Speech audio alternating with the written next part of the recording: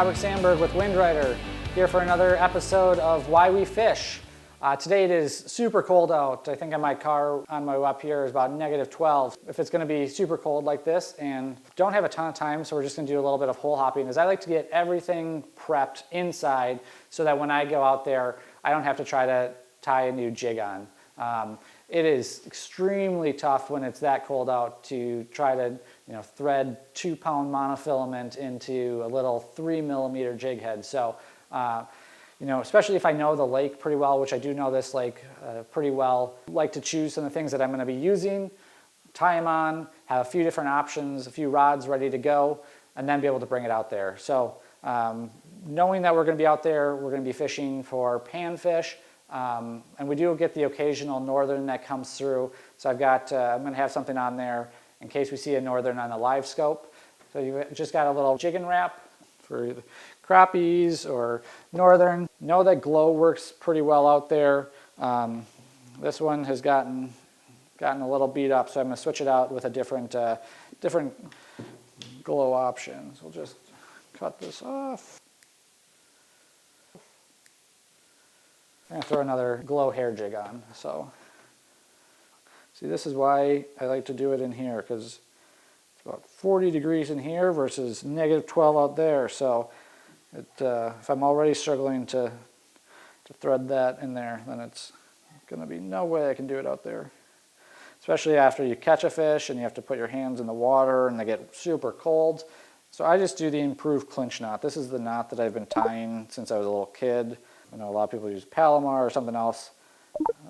To me, the most important thing is, do you have confidence in your knots? Are you comfortable that they hold? So we just got a little glow hair jig on there, which will be good for the bluegills and crappies. Good. So we're just going to put all these in a bucket, throw it in my sled, and I'm good to go.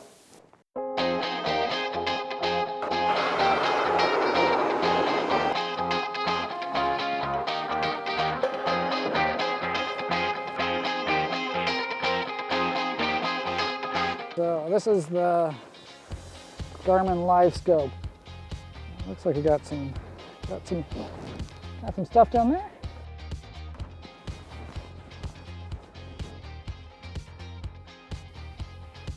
You got something coming along the bottom here. That's kind of one of the nice things about this, though, is you can kind of see the fish interacting a little more. So you see it just sitting there, hovering below the jig, but not too active. This is going to be a little fish. Oh my goodness, look at this monster! Not skunked, but that's not something to take home to eat. Bounce it off the bottom a bit. Stir up a little bit, see if we can get them. Here comes one. And we've got a few fish down there, moving along the bottom. These aren't big fish.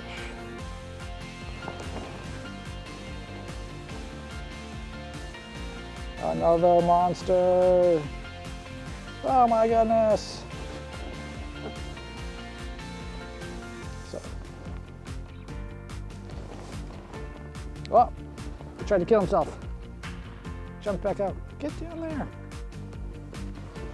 All right, let's go see if we can find a different spot. These fish here look like they're only little guys.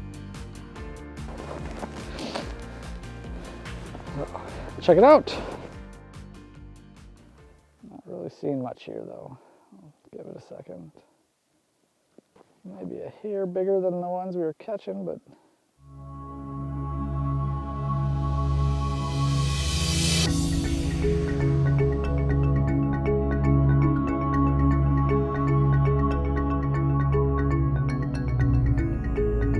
it has kind of like a 20-inch wide cone, and then so this kind of lines up with it. So 9 feet this way, 9 feet that way. Gives you a little bit more perspective than like a regular Vexillor. Been here long enough, no fish, find somewhere else.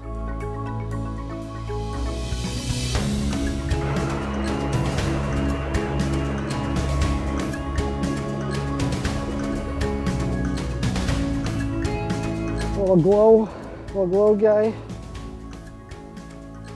little fish right there.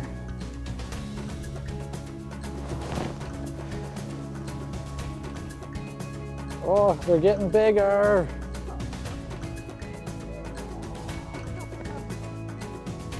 A little plastic back down there.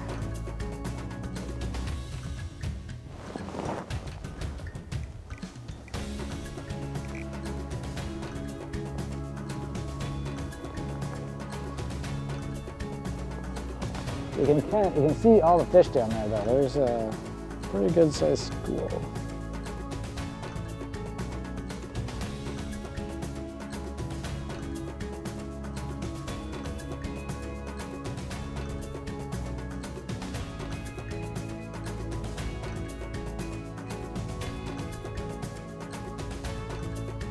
Oh, I think he got away. Did he steal my wax worm?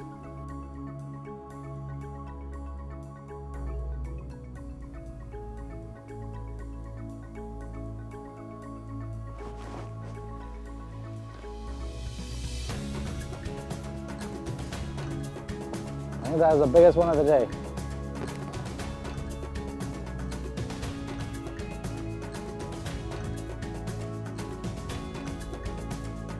Well, just once again caught just a few little tiny sunnies, but you know, for a work day when I should be doing other things, when I'm out on the water, I can't complain. So only had a little bit of time to fish and caught a few fish, not too big, but it beats being in the office.